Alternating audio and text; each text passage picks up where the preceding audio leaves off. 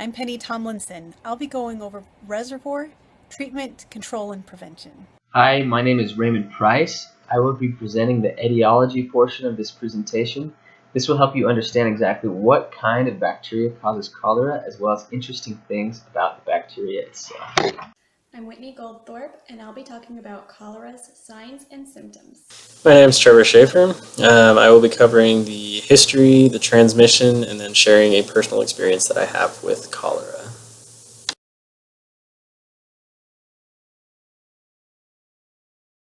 History of cholera. Cholera-like symptoms have been recorded as early as 1000 AD in India. The word cholera is derived from a Greek word chole, meaning illness from bile. Down the road in the 14th century, it was termed cholerae in French and choler in England or in English. Finally, in the 17th century, cholera was termed from the gastrointestinal disorder involving diarrhea and vomiting from the previous ones in French and English. By the 16th century, there were documented historical writings of outbreaks in cholera. England had a severe outbreak in 1854 when about 500 people died within 10 days. Dr. John Snow performed a study in which he located at least one of the major sources, the Broad Street pump, which was a water pump used by the local citizens. Snow simply removed the handle of the pump and people started to get better. Cholera was first isolated by Filippo Passini in 1854, but his discovery wasn't widely known until Robert Koch publicized the knowledge about 30 years later. The causative agent of cholera is a bacteria known as Vibrio cholerae. It belongs to the genus Vibrio. This genus is comprised of gram-negative bacteria. The morphology or shape of the bacteria is considered to be Vibrio. As you can see on the top picture on the right of the screen, the gram stain shows red bacteria that are curved rods that kind of look like commas. Another important characteristic is that the genus Vibrio contains highly motile bacteria, due to them being monotricious, which as we know means they possess a singular polar flagellum. An interesting side note is that when Filippo Pacini discovered the genus of bacteria known as Vibrio in 1854, he originally called them vibrions because of how fast they move. The picture on the bottom right hand of the slide is of a Vibrio cholerae bacterium.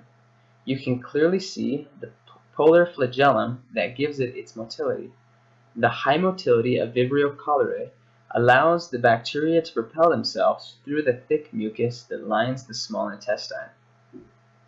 They do this at the junction of the duodenum and jejunum, where they are then able to adhere themselves to the microvilli of the epithelial cells. After the bacteria embeds itself in the lining of the intestinal wall, it begins to release cholera toxin, which is an enterotoxin. An enterotoxin is a toxin that bacteria releases that specifically target the intestines. It is the body's response to this toxin that produces the symptoms associated with cholera, which will be discussed later in our presentation by one of my colleagues. The reservoir is where the bacteria normally reside and where it multiplies. The reservoir for cholera is usually environmental. It includes brackish rivers, estuaries, and coastal areas. Now, just to clarify, estuaries are tidal mouths of large rivers. Cholera is usually non-pathogenic when it's in its reservoir. Before an outbreak, certain conditions have to be met, such as proper temperature. They cause certain algae to bloom, which contributes to the factors that make cholera pathogenic from its reservoir. Cholera also tends to be seasonal, as tsunamis and monsoons happen during certain times of the year, bringing cholera more inland and infecting drinking water. Signs and symptoms of cholera can begin as soon as a few hours or as late as 5 days after a person is infected. Most people who become infected do not become ill or have mild symptoms and don't even know that they were or are infected. About 1 out of 20 people will have a severe case of cholera. When a person suffers from a severe case of cholera, they will experience nausea, vomiting, and acute watery diarrhea. The diarrhea looks like rice water, as you can see in the bottom left picture, and it has a fishy odor. In a case where a person is suffering a severe case of cholera, they will lose their fluids very, very quickly, which can lead to life-threatening dehydration within just a few hours if it's not treated. When they lose so much fluid within such a short amount of time, they will experience muscle cramps, be lethargic, and very weak. They'll have sunken eyes, cold, clammy skin, and they won't have a fever, but they'll have cold skin, and they'll be thirsty and have dry mouth. Their nose, their throat, and their mouth will all be dry.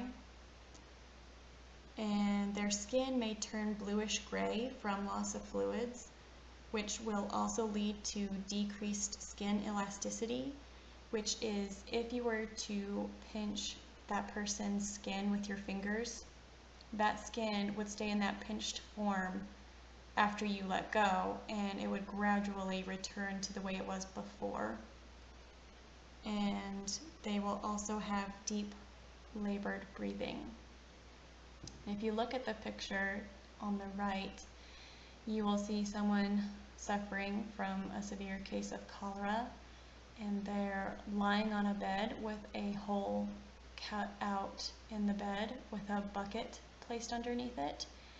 And they do that because of how often people are needing to go to the bathroom and also to vomit.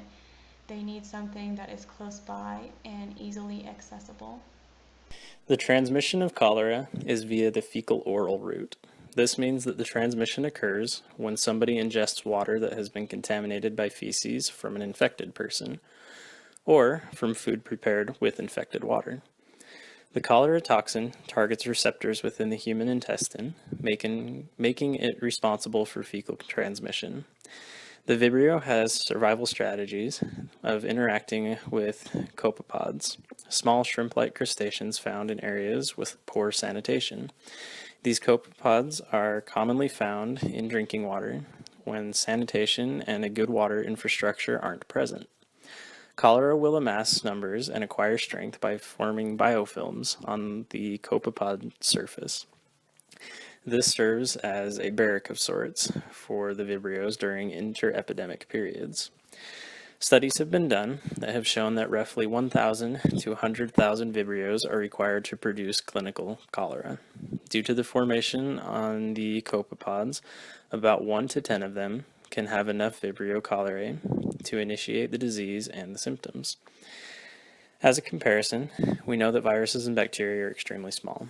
Matured copepods are typically about 1 to 2 millimeters long. On the side of the slide, we can see here a picture that shows what they might look like to the naked eye. This is a non-magnified image. The little white specks are copepods.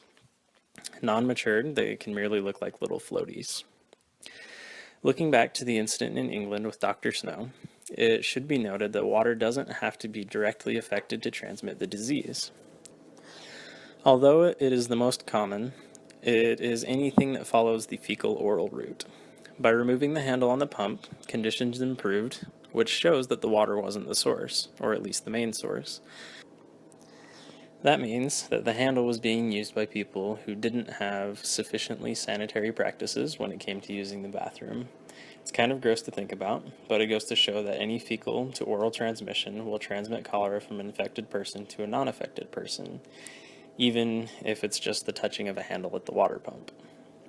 In summary, cholera is typically transmitted via food in developed countries and through water in developing countries. Food transmission is typically through seafood infected with sewage. For example, oysters eat planktonic crustaceans that can carry cholera. Treatment and prevention of cholera. We're going to talk about how we can treat and prevent it and keep it from spreading. Cholera causes severe diarrhea and vomiting, which results in dehydration and in the loss of electrolytes. This loss of electrolytes is swift and fatal if not treated quickly. Now, oral rehydration therapy has been shown to be a quick and effective way of treating cholera. Now, treatment used to require an IV drip. Up until the 70s, people would have to travel long distances to medical clinics to receive this IV drip. Since cholera happens mostly in poor countries, this journey would take several days. Now, infant and children are most susceptible to the disease, and the traveling time would usually end up in their death. Now, research has found that if a simple solution of sodium chloride, sodium bicarbonate, potassium chloride, and sucrose or glucose dissolved in water was incredibly effective in treating cholera. So within hours of administering oral rehydration salts, people come back from the literal brink of death. Now, often the antibacterial doxycycline is administered concurrently with oral rehydration therapy. Now, this shortens the length of the symptoms. Treatment of cholera does not require medical facility or equipment, which means it is relatively easy to treat mass amount of people. Now, how do we prevent and control cholera? It sounds simple and maybe a little crude, but simply don't eat where you poo. Making sure that latrines are far away from water sources. Cholera is not endemic in the USA because of our proper sewage systems. We also have water purification. Filtering water is very important. Even filtering water through a simple cotton sari cloth has proven to be effective in the removal of cholera from drinking water. Now, other methods include boiling water for at least a minute before using for consumption or washing food. Or you can apply chlorine to water and let it sit for 30 minutes before using. Hygiene is also a factor. Proper hand washing techniques are important in preventing the spread of cholera. Simply washing your hands after using the latrine is an effective measure in controlling transmission. These water stations should also be properly drained away from drinking water. There are also vaccines. Vaccines are available for people traveling to areas where cholera is endemic. They are not effective long term, usually with an efficacy of 6 months, so they are not feasible for vaccinating populations. Now, how do we prevent and control cholera? My personal experience with cholera is from just a few years ago. I served my mission in the Dominican Republic from 2010 to 2012. I arrived just 9 months after the massive earthquake in Port-au-Prince, Haiti. The Dominican Republic and Haiti share the island of Hispaniola in the middle of the Caribbean. As a little background, the earthquake occurred on January 12, 2010, with a magnitude of 7 on the Richter scale. And for the following 2 weeks, there was an additional 52 aftershocks measuring 4.5 or greater. Port-au-Prince, the capital of Haiti, has a population of about 1 million. The earthquake caused an estimated death toll of about 100,000 to 160,000 to date. With 250,000 residencies and about 30,000 commercial buildings, including many of the sewage and water treatment facilities, being destroyed. On October 21st, 2 days after I arrived in the Dominican Republic, cholera began to spread in Haiti. By the end of the year, more than 3,000 people had died, roughly a death rate of 50 people per day. About a week after the spread, the area medical advisor, a physician service missionary over the Caribbean area, required a mission-wide training where we all met and learned about cholera. We were given specific rules, and for the rest of my mission, we weren't allowed to accept food, water, juice, or anything except unopened bottles from members or investigators. We had to buy all of our drinking water, both for cooking and many other things throughout the house. It was a pretty different change and made it hard for the most part not using the available water. While I was out, there was a couple missionaries that ended up with cholera, and they had to be treated back at the mission home.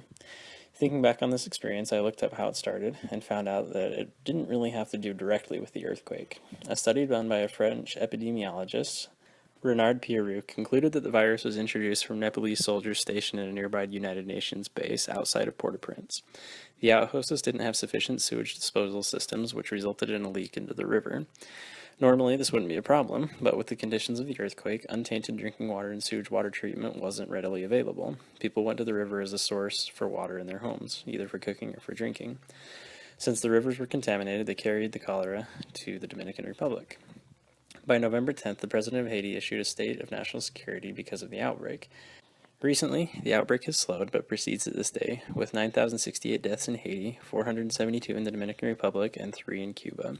There's been a total of 434,092 hospitalizations in Haiti out of all of the 754,735 reported cases. People affected by cholera in Haiti total 7% of the country's population. To put that into comparison, 7% of the population in the states would be equivalent to Arizona, Colorado, Utah, Idaho, Nevada, and Oregon, all being completely infected. We hope that you enjoyed our presentation.